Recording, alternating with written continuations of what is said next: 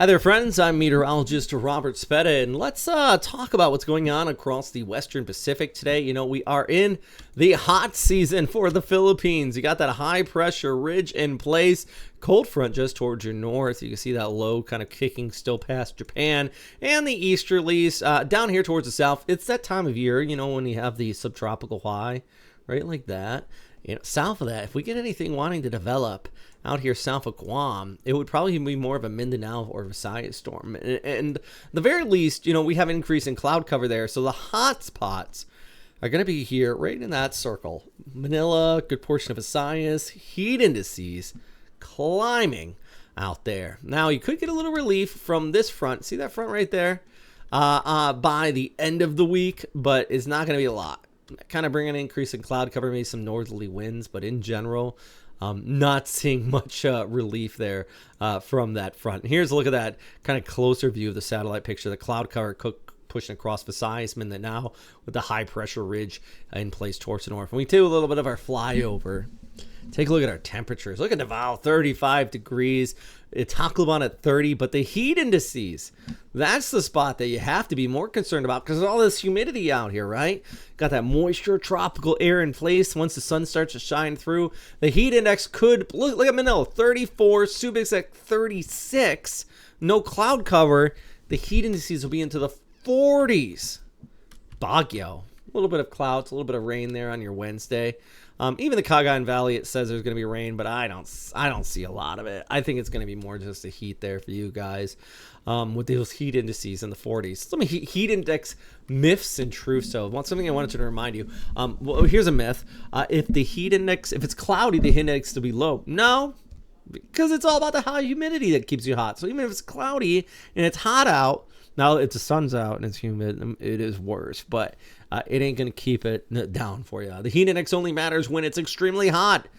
No, even at moderate levels, there's going to be high humidity, so that causes stress on your body. So it could be 30 degrees, but if you have like 99% humidity, that's when you get those heat indices. I think the highest heat index on record was in a place where it was just super humid, but it wasn't the warmest temperature ever.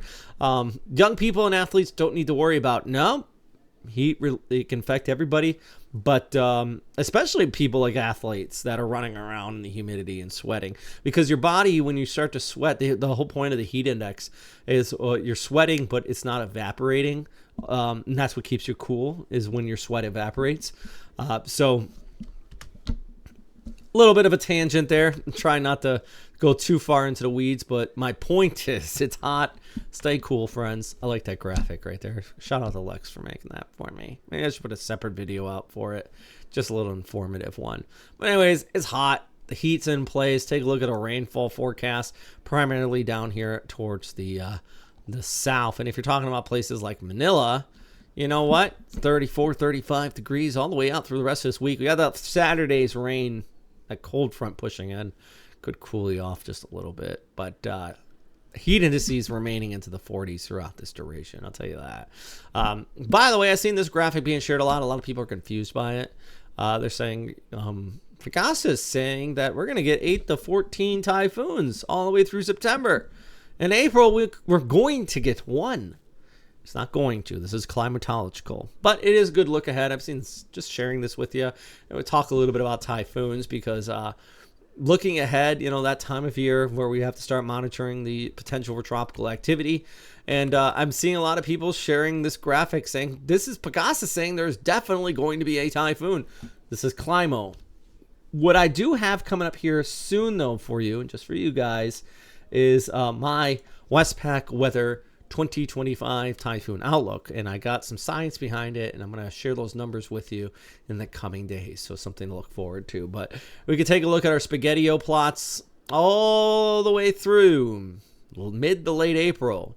So look at those circles kind of popping up there just east of Visayas, and then we take a look at our GFS long range, just kind of show a little bit of tropical depression there. 380 hours out, granted, but this would line up with what I said at the beginning of the update. Easterlies come in like that. Our subtropical ridge right in there like that. So if anything did want to develop, it would be a Mindanao and Visayas problem. Interesting, right? It is that time of year. So we're always going to keep you posted here at Western Pacific Weather.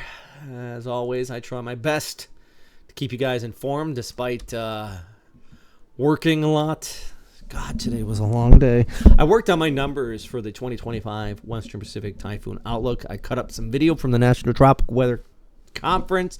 Then I got called in for tornado coverage at First Coast News, my primary day job. And now I am here. It is after 9 o'clock after I started. Oh, I also had to take my father-in-law to cancer treatment on top of all that. Long day.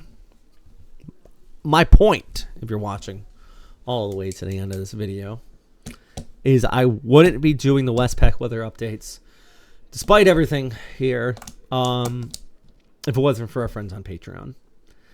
You see my studio. It's a little bit obnoxious behind me. It's a little messy. But this is all because of you guys. There's no way in heck I'd be able to do some of the stuff I do here. I'd probably do a screencast update. It's not like I would go away if our Patreon members stopped donating. But I wouldn't have the resources available to make these cool graphics and our look at these things like this and this here. This all cost money. These nice flyovers. People ask me what website are you using? This is software. This Metro Weather Weatherscape TV stations use this. It's because our friends on Patreon that support this channel that I'm able to put this stuff up. So just a big shout out to you guys. And if you are commenting in the comment section, don't thank me. Thank our members on Patreon if you want to say thank you to you guys for supporting this channel and making these updates possible. I truly, truly thank you so much. Today was a day. God. Anyways, I got my Patreon, my Westpac weather numbers coming up here soon. So look forward to that. As always, thanks for watching. And number one thing, you know what I'm going to say. Stay safe out there, friends. Have a great day.